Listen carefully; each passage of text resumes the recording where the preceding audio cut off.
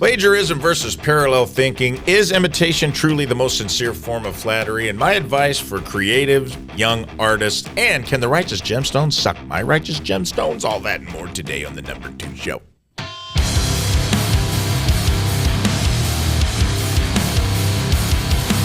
Welcome back to the show, the Number 2 Show. I'm your host, Rafe Williams. It's great to be here. Hello, you Dingleberries, you Bow Patrol, you shitheads, you shit shovelers, you doo-doo monkeys, whatever I decide to call you.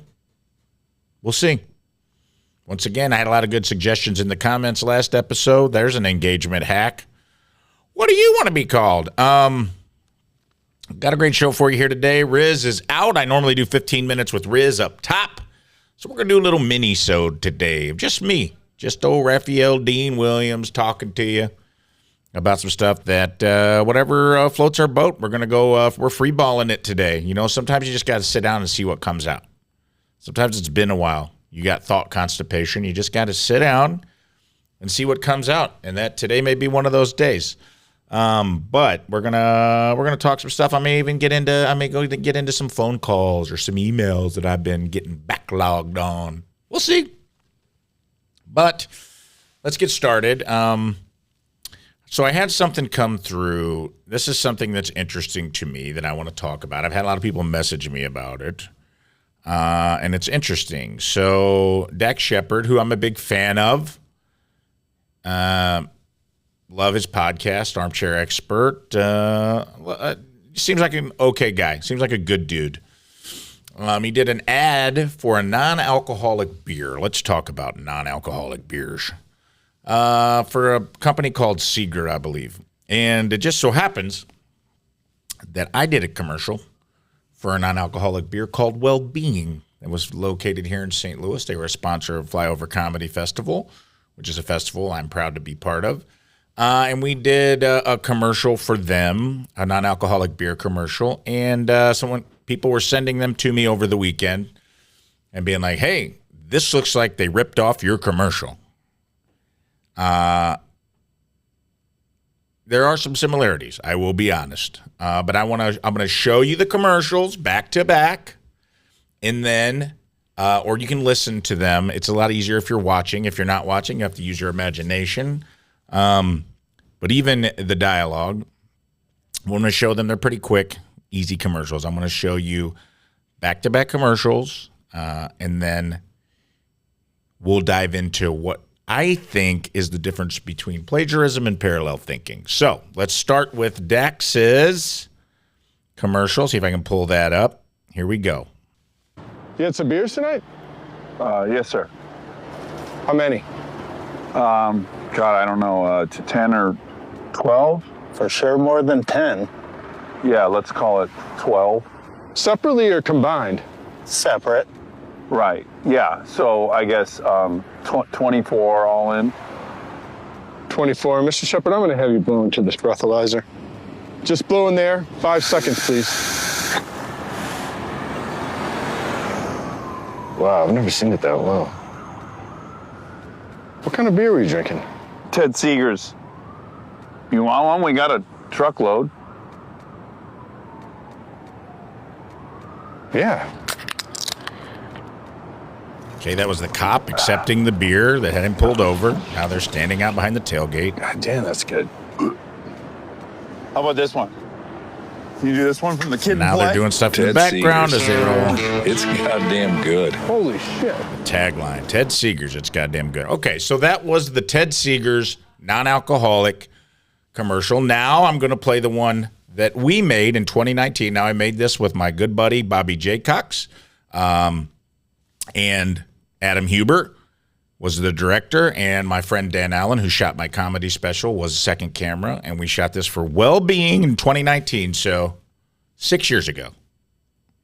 6 years ago. Here we go. I'm playing the cop. Evening, sir. Evening, officer. Where are you headed? Actually headed up here to a Flyover Comedy Festival. Is that right? Looks like been doing some drinking tonight. Yeah, yes, sir. See, you admit it. How many of them beers you figure you've had? maybe like 5 or I guess 6 beers. Oh, so you think you can just party in my town? I'm messing with you, man. You totally can. And I like the cut of your jib. Hand me one of them bad boys. Yeah, man. Absolutely. And hey, man, you party responsibly. You want to learn how to get out of handcuffs? Yeah, absolutely, man. I'm not supposed to show people, but I'm going to show you. This is fun. All right, now the well-being tagline with us in the background, drinking beers and him asking to hold my gun. All right, here's the thing. There are a lot of similarities. When people send it to me, it is almost beat for beat the same commercial. Now, I don't know. I do a lot of commercial work. Sometimes, I will Google stuff before I make it to see what's out there, because there is a lot of parallel thinking in comedy, especially in the commercial world. There's only so many things a sponsor or an advertiser will let you get away with. It's not as free form and free balling as it is in the stand-up or TV community. I don't think this was on purpose. I try to think best practices of everybody. They may have Googled it and saw that we made this in St. Louis, and it was like, didn't get a ton of views, to be honest. They got way more views out of theirs than ours, which kind of pisses me off. But it is kind of shot for shot the same, which I was like, damn. They got, it's ours opens on the police camera looking at the back of a car. Theirs opens on police camera looking at the back of a car. I'll turn the volume off and just go through this. I play the cop. I walk up to the car. My friend Bobby is the passenger. He's actively drinking a beer. In the other one, it was Dax had a passenger in the car, so that was different. And they weren't drinking actively on camera. They were simply given a breathalyzer, and that's how they communicated. That was one difference. That's how they communicated how many beers they had. Got asked how many beers he had. Cop ends up being cool. Ours is a little different. I asked if he wanted to get out of handcuffs. They asked him if he wanted to have a drink. And then they go to the back, of the car, and then they show them in the background dancing and moving around. They show us in the background dancing, and me teaching them how to get out of handcuffs as the credits roll, if you will, or the tagline of the company. And I'll say this. It is very similar. It is beat for beat, kind of the exact same commercial. But I think that happens a lot in the commercial world. I don't take it personally. Like, big ups to my boy and director, Adam Huber. He was like, what the hell is this, man? And I'm like, yeah. And he took it with a grain of salt. We all laughed about it. It does happen a lot, though.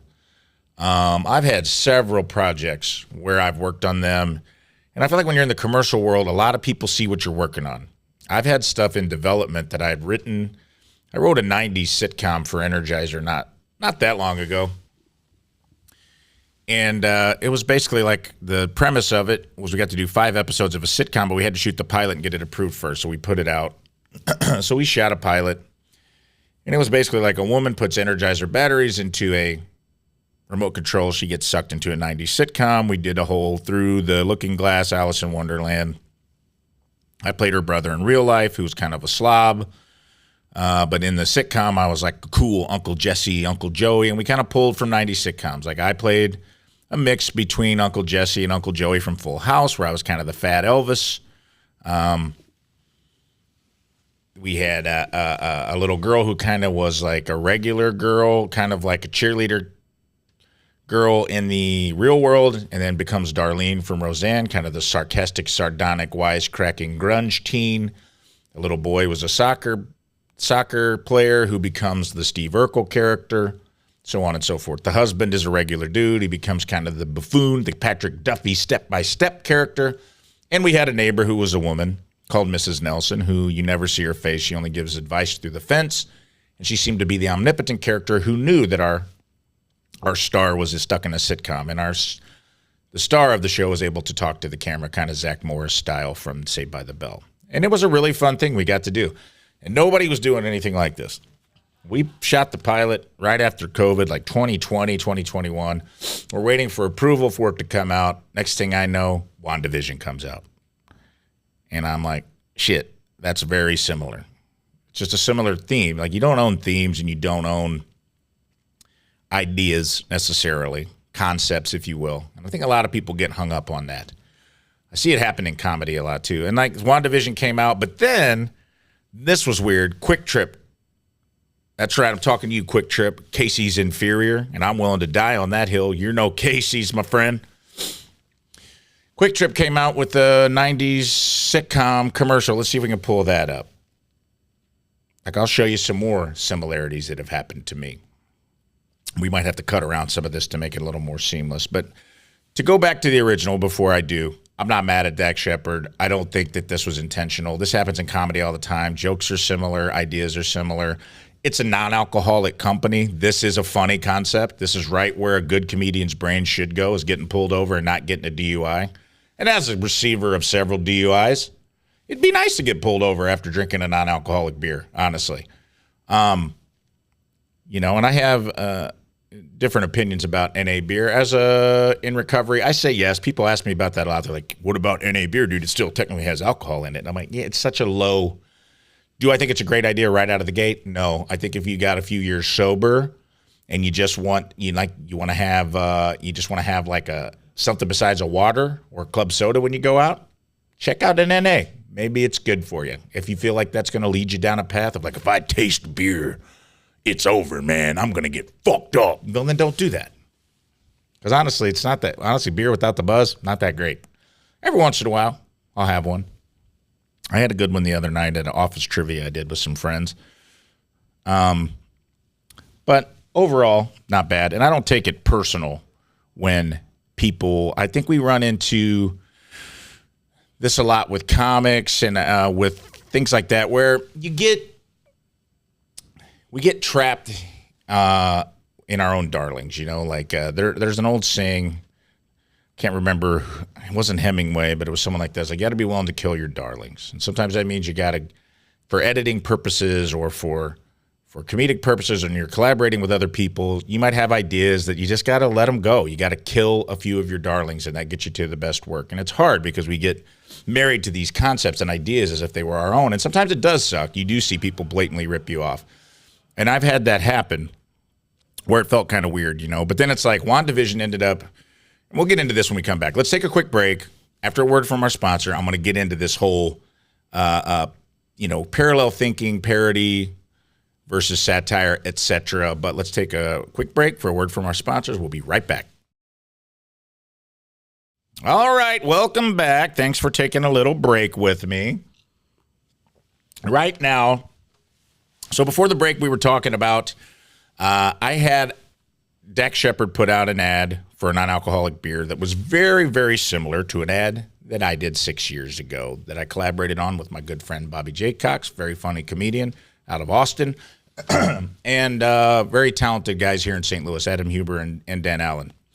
And people were sending it to us, and we were kind of looking at it over the weekend, and there was like, man, you guys should say something or do something or sue these guys. And I'm like, yeah, what are we going to sue? I don't have any money to sue Ted Seeger, Bob Seeger beer.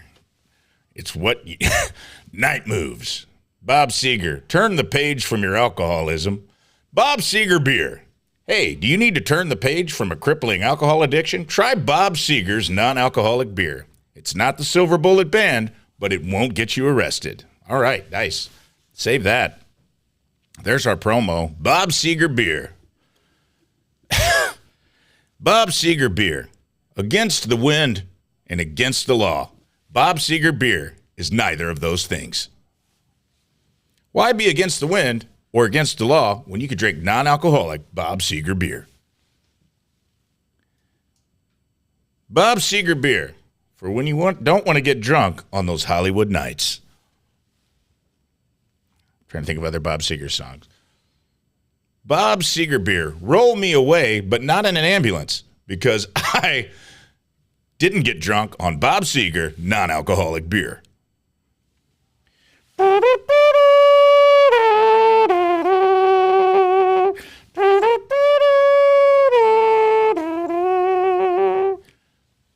Bob Seeger non-alcoholic brew. All right, that was stupid. Okay, let's get into this. So I was talking about before the break also that I've had this happen before. I've had commercials come out, and then I wrote this parody one time on the old YouTubes here, and let's see if I can get it to come up. 5-year-old woman living in the modern day world. Now, I'm stuck inside a 90s sitcom. When her dreams got too heavy and life got too large, she needed a place to relax and recharge. The more things change, baby, the more they stay the same. Whoa, he's still a husband and she's still his wife. They're still a family, they're the light of the life. Yeah, she's stuck in the 90s, but she's learning how to play the game. Yeah, she's stuck in the 90s, but she's learning how to play the game. Doobie-doobie-doop down, doobie-doobie-doop down. Wow. Speaking of Bob Seger, you may have noted those throaty purrs sounded familiar. It's because I sang that song with my good friend and actual talented musician, Emily Wallace, who killed it. And I did my best to keep up with her. But it was a very fun thing to do. And you could tell that this was shot post-COVID because I weigh about 900 pounds in this this pilot. And so we shot this. And, it was my life as a 90s sitcom. The whole thing was like doing brand placement. The whole series rested on this girl was stuck in a 90s sitcom, and she was trying to get back out of it. And there was like small product placement, but Energizer was very nice about not making us hit people over the head with it. I was able to just put the Energizer bunny on a magnet on the fridge, and maybe we referenced, we had an Energizer stand at a fake video store that we called Cliffhanger Video. And there was all kinds of fun 90s stuff. And these are actual 20-minute episodes. These are full episodes of a sitcom. And it has jokes, and it has family dynamic. It has a little bit of heart. Energizer actually let us write a plot point in the storyline where in real life the main character's mother had passed away, and in the 90s sitcom she was still alive. So at the end of the cliffhanger of season 1, she finds out she's getting ready to go home. She figures out a way out, and she finds out her mother is still alive and on her way to visit. And she has to decide whether to go through the portal or stay and hang out with her mom. And we never got to make a season 2, but we actually had the mom from Family Matters lined up to be in this, Harriet from Family Matters, because we didn't really care. And we were really excited about it. It was something I was really proud of. But then this, in between waiting for Energizer to approve, you can see, let's see if I can get this off of full screen. Okay, let's go back. We'll go to episode 2. Now, episode 2. Life inside of a 90s sitcom has been quite the learning curve. This is my talented friend, Abby My Vatterott. job, a video rental store. My hair, ridiculous. My closet, exclusively 90s. I look like my mom. And may she rest in peace, but that woman was not known for her fashion. Here's the first teaser that the mom's passed away. It's weird. Wasn't expecting company today. My entrance is Uncle Jimmy, about 80 pounds lighter than the pilot, because that's how much time went by. Hey, pasa, Sisterino. I need a place to crash. My place is getting fumigated. Moving in? Not on my watch. Something wrong with your watch? Probably dead. Should have used Energizer. There's your little brand touch up top. Cut away. Chili cheese, Faith. Is it my birthday? Let's get back here. You take me to my favorite fancy restaurant, the Hot Dog Hut. You let me eat 5-foot-long chili cheese dogs. We put a lot into this, is the point. No, I'm just trying This is to my friend soften Eric the Christensen, blow a of very what talented you're guy. about to learn. You don't know your birthday? Well, I know it comes once a year, and I'm pretty sure it's in the summer. Wait, what blow are you trying to soften? This one. Mark, my favorite bro-in-law. All right, the quintessential episode. The annoying brother moves in, right? So we just played on a lot For a of... week. Our home is in chaos. I have a Those jet 5 ski in the chili living dogs are room. Not in good faith. Chili dogs were in good faith. The chili dogs were the good news. He's the bad news. Those were dogs of betrayal. If you need me, I'll be in our room thinking about how I can't trust you or hot dogs ever again. Jimmy, why'd you bring so much stuff? What? It's not that much stuff. There is a wave ski in my living room. Killer 90s bit. Where else was I supposed to put it? Oh, I don't know. Maybe the water? I gotta go to work. Can you find another place to put this thing? Immediately, capiche? Fine.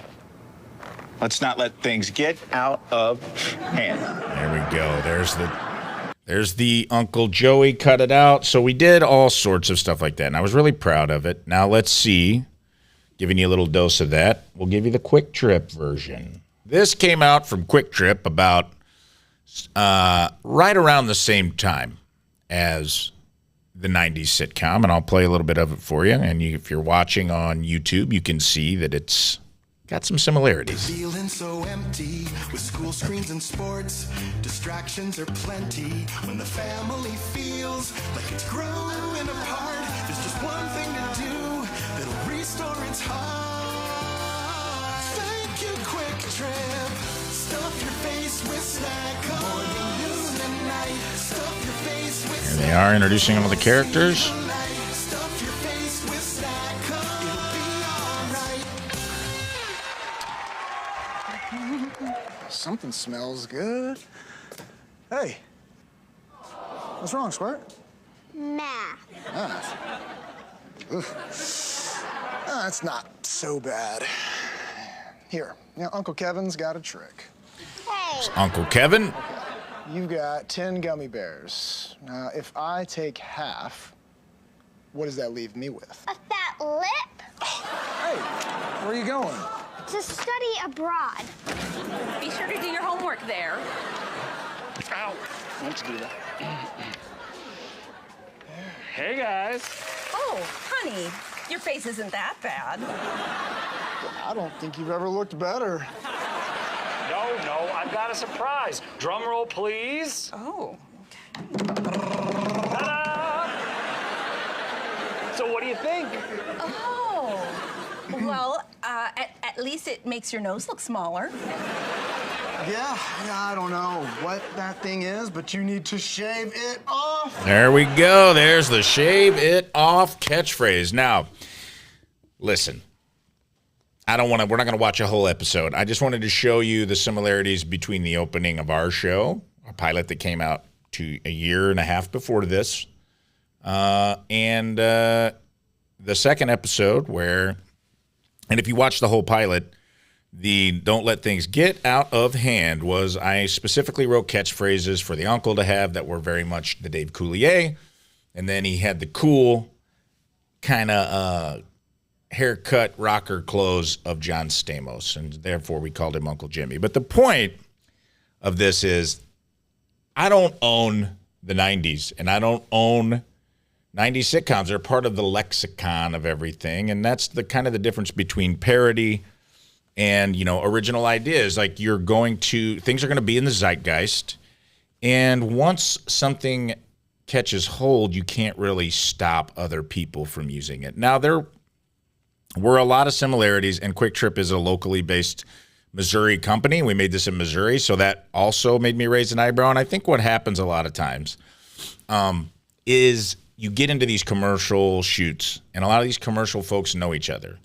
And a lot of people see your properties before they come out. You got editors and sound people and audio, and you've got people pitching companies. They're trying to make money. And believe it or not, you're not going to believe this, but music and film have sleazy people in it. And I think what happens a lot of times is someone might hear of an idea or be told by someone like, hey, I worked on this really cool, a camera person that you hire from the union might be like, I worked on this really cool production. They shot a 90s sitcom for Energizer or whatever. That gets back to an executive who's pitching a client. They go in there and they're eating shit in a pitch meeting, and the client doesn't love anything that they're doing, and all of a sudden they're like, well, what if we did a 90s sitcom parody? and we made it this, we made it that. And, if an idea is working for someone else, they say imitation is the best form of flattery. And that's true to a degree. The problem is when you're the lesser, and this happens in comedy a lot, and that was kind of the point I was trying to get to. I don't take any of this personal. Dax Shepard is way more famous than me. He doesn't have to worry about this. But if it was the other way around, I would have to worry about it. If somebody more famous than you does a bit, I have a bit on my my album that came out years ago I have a sleep apnea bit. It's my closer. Joe Coy had a bit on his Netflix special a few years later that was very similar to mine. I don't think Joe Coy stole my joke. I think Joe and I wrote a similar joke about having sleep apnea. A lot of people have sleep apnea. There's a lot of sleep apnea jokes. There were only parts of it that were similar. Is Joe Coy worried about that? Is Joe Coy worried about anyone being like, hey, man, you ripped off Rafe Williams? He doesn't give a shit. He is way more famous than me. And typically that's how it goes. The more famous celebrity or whoever has the most star power, the most eyes on it, they typically think they just have it. That's their thing now. But no one's going to, mine came out first. It's time-stamped. I'm happy about that. I don't get accused of ripping him off. He's not worried about ripping me off. I'm not sweating it. He's not sweating it. Joe Coy's an amazing comic. I'm sure he's a really good dude. I've never met him. But I think this kind of thing happens a lot. And I see a lot of young comics do the same thing. A lot of young comedians will be like, this fucking guy stole my joke, dude. Somebody stole my joke. And I go, what's your joke about? And they'll be like, getting diarrhea from Taco Bell. And I'm like, I don't know how to break this to you, but about 3,000 comedians have stolen your joke. You're just not good at writing jokes yet. Sometimes like that, if something's on the nose like that or something is being parallel thinking sometimes means maybe you didn't think outside the box enough. And that hurts to say because I consider myself a creative person. But sometimes, especially in commercial work, you're kind of like you're trying to throw strikes down the middle. They don't want to offend. They don't want to do anything too edgy or crazy.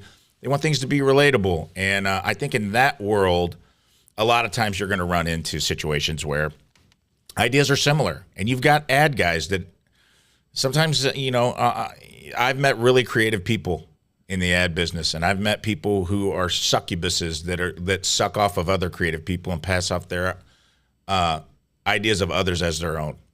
And that exists everywhere. That exists in Hollywood. That exists in music. That exists any kind of creative art form. Artists are often taken advantage of by people that I call their shadow careers.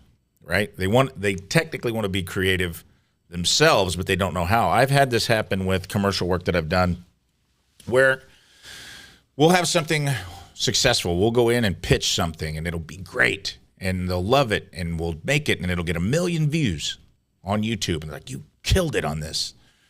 And then we'll come back to make a second version. And then all of a sudden, the person who deferred to us to pitch it, write the scripts, cast the actors, do everything that made it successful, starts feeling like maybe this was their idea. And they start taking credit for it, and then they start trying to take the reins from you. And I've had that happen where we come back for a second meeting, and they're like, yeah, we like what you guys did last time, but I have a whole new direction I want to go in. And I'm like, okay, well, this was successful. Why don't we build on this? And instead of making season 2 of the 90s sitcom, which, by the way, performed better than anything on Energizer's YouTube channel had ever performed, someone else comes in, they decide they've got a better idea. Then they're like, well, let's do this. Now it's little kids. We're going to do a parody of little kids say the darndest things. And then you do it, and it doesn't do well. And then they're mad at you. And they're like, well, I don't know why this didn't work. And I'm like, it didn't work because you took credit for the old idea and started thinking that you were the creative. And it happens all the time. I had a guy do it, and he ended up getting fired by the third go-round, this ad executive that I liked working with. But he's like, by the second time, he changed the idea so much that the second round of commercials didn't do well. Then by the third time, he was writing the scripts himself. He didn't even let me or the other comedians write. He started writing the scripts and then wanted us to come and deliver them, and they were not good. And we knew they weren't good when we made them. I'm like, these jokes don't work. These are flawed scripts. But he had convinced himself that he was the brain trust behind these great ideas, even though it was several people collaborating behind the scenes.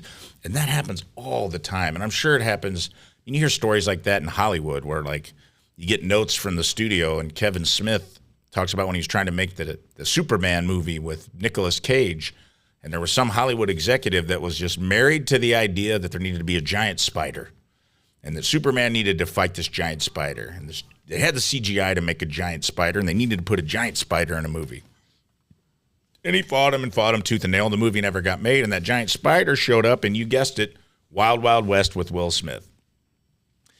And that movie didn't do well either.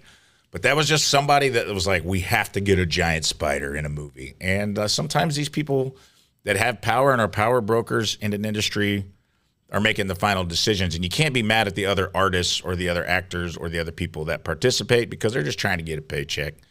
They're just trying to promote a thing they're being paid to promote. And that's what was going on.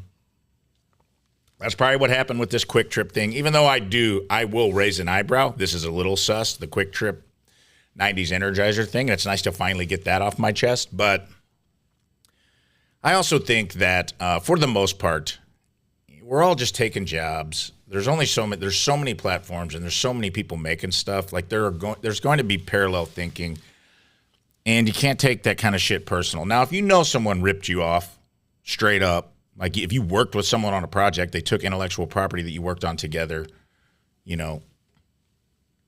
and passed it off as their own, that's not good. Like, you'd call people out for that if you're an artist. But I also think a lot of times young artists or young comics specifically, and it probably goes for musicians too, you're still doing the rudimentary jokes or the rudimentary notes or the rudimentary, because you're learning how to do the craft. So there's going to be a lot of similarities. You're going to be telling jokes from the same perspective. You're not going to have a fresh angle on Taco Bell and diarrhea. You're not going to have a fresh angle on,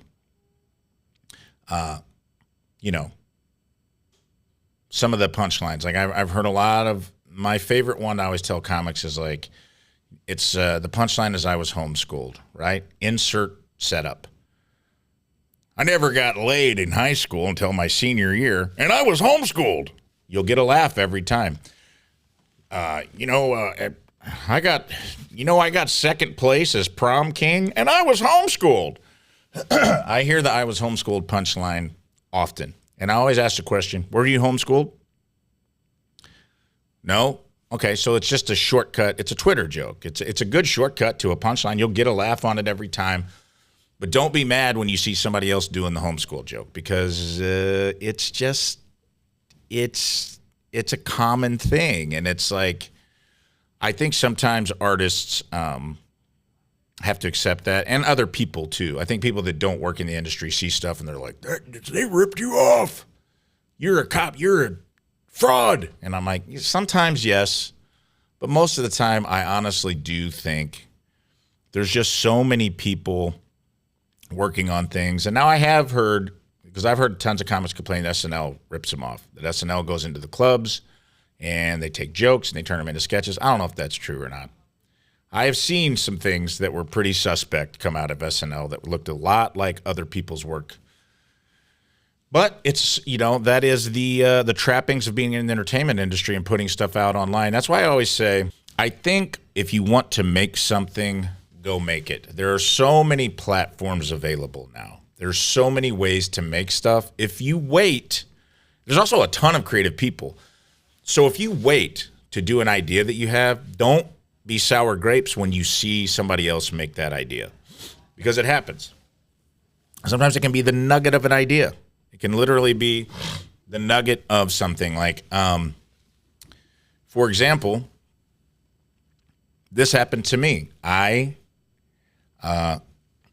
went into an advertising firm here in town that also produces television shows. And I pitched a TV show. Now, I did a pilot for a show called I Fought the Law.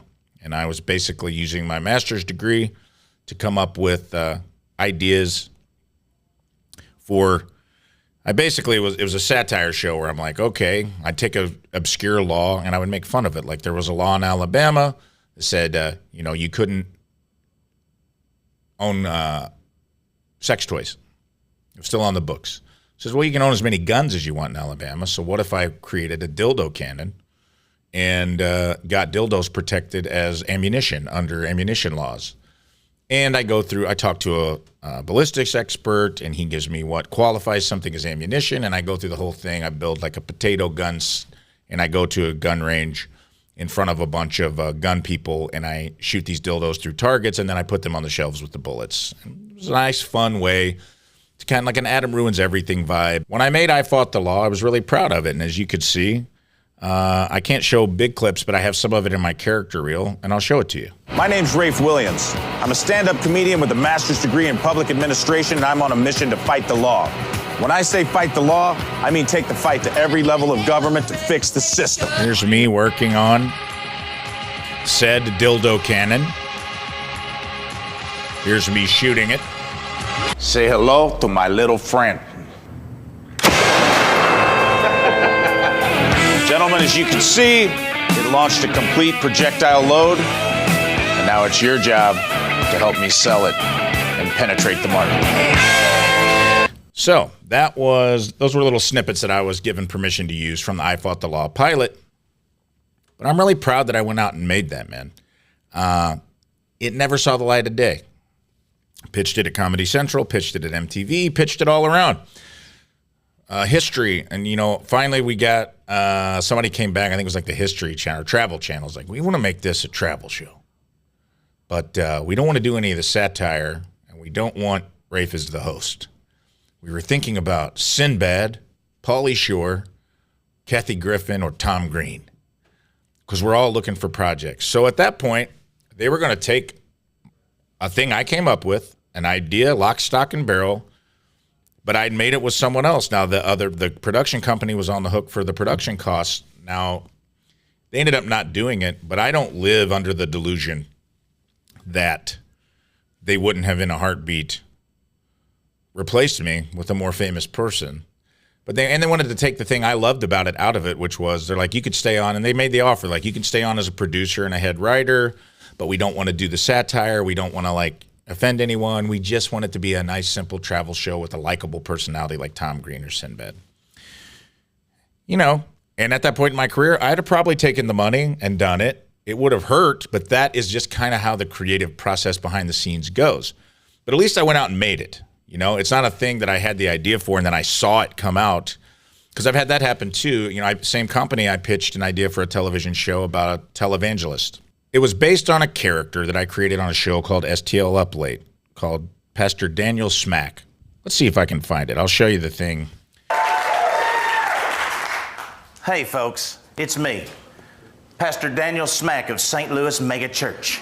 Now, I know I look like a rock star, but I can promise you, I'm just a regular guy living by the gospel, living in my multi-million-dollar mansion with my super hot wife.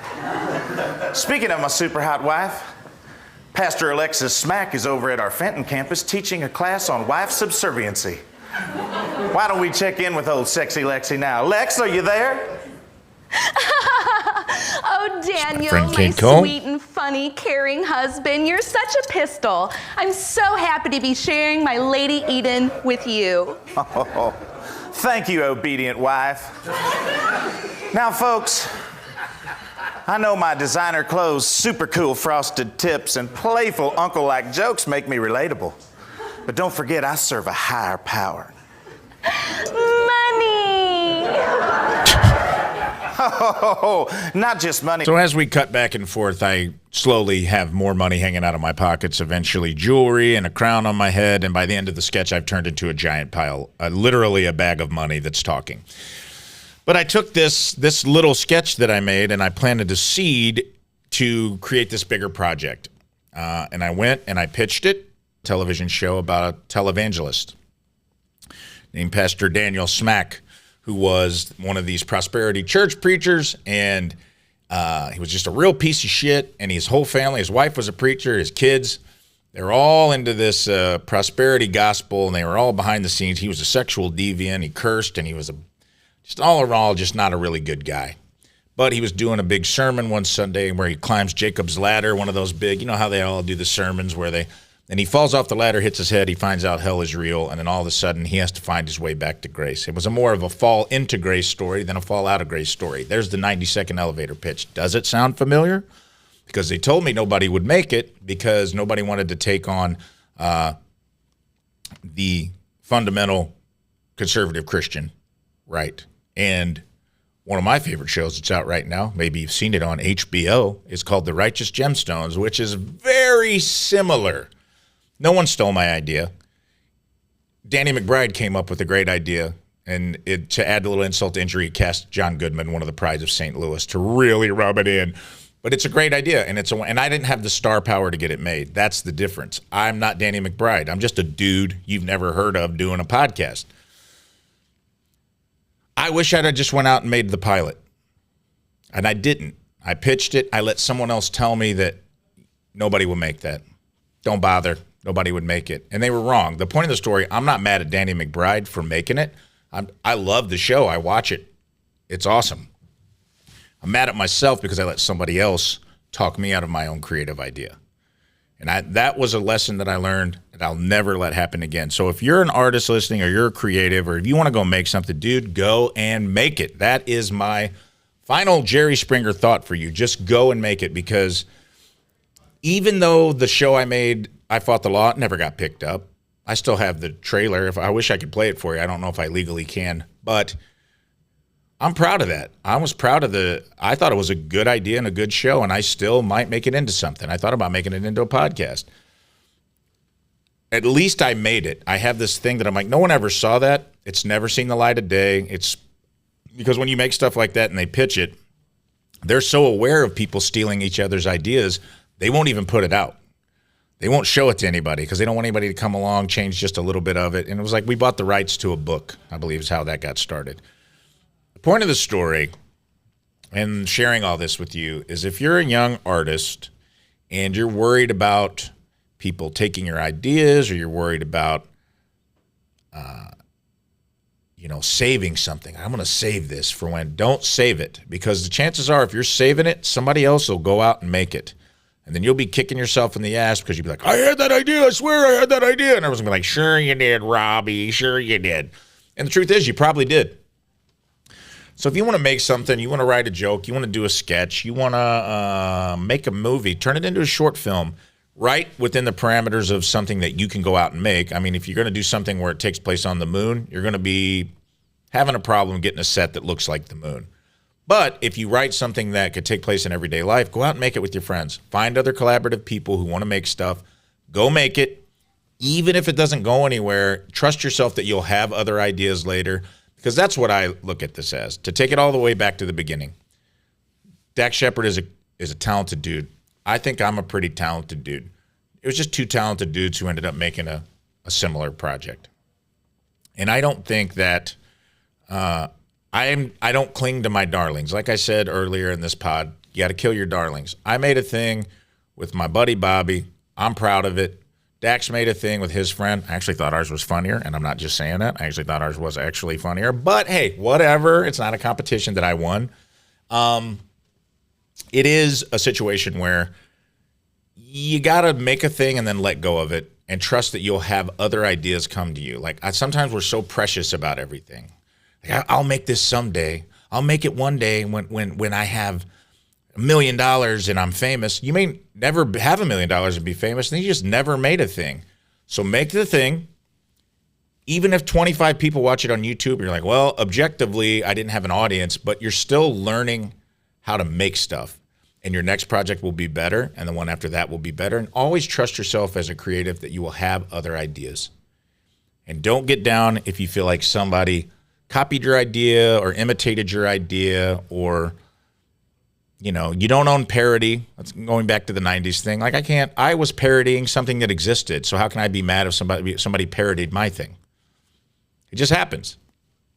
I know when I wrote it, I wasn't taking away from anybody else except the source material, which was a 90s sitcom.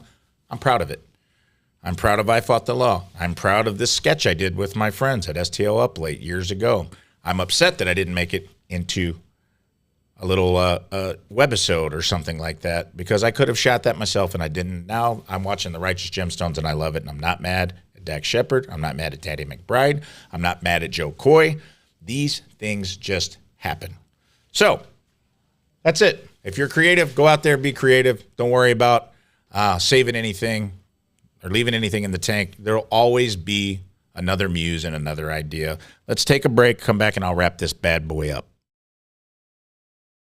Welcome back, everybody. Thank you so much for tuning into this episode of the Number 2 Show. I appreciate everybody out there on the Bowl Patrol. And don't forget to drink Bob Seger non-alcoholic beer. That's right, Bob Seger non-alcoholic beer for the night moves in you. This was a fun episode. I really had set out to do a quick mini-sode of just a couple of quick topics, and I ended up talking about one thing that had to do with imitation versus parallel thinking, and whether or not people are stealing or artists are stealing from each other. It happens. There's only so many things you can talk about. I've got into a really good deep dive on some things that have happened to me, and I hope that whether you're an artist or just a person that likes to imbibe entertainment, that it was maybe a luminary for you to see how the business works, both comedy and commercial writing, and just how hard it is to get a project off the ground. And if you are an artist, I hope that it inspired you to go out and make stuff, and not to be so precious about your little darlings, because there's always going to be new ideas. You're smart, you're creative, the muse will flow through you. Never think that you're not going to get something made. If you like the Number 2 Show, be sure to like and subscribe and share. Leave a positive review on Spotify and Apple, wherever you listen to your podcasts, or even on YouTube. Leave me a comment. What do you think the name should be?